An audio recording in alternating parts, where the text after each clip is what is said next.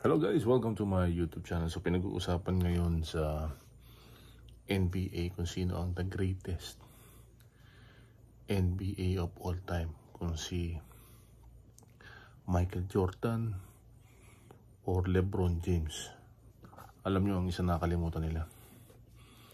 The future greatest of all time.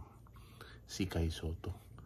Ngayon walang naniniwala kasi hindi sila naniniwala, pero si Kai Sotto, future greatest of all time NBA player. At take note guys, tatalunin niya si LeBron James at si Michael Jordan.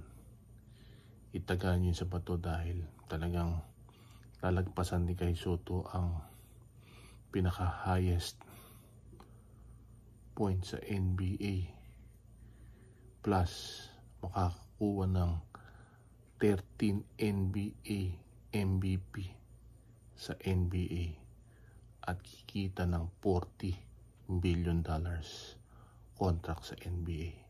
Apakan.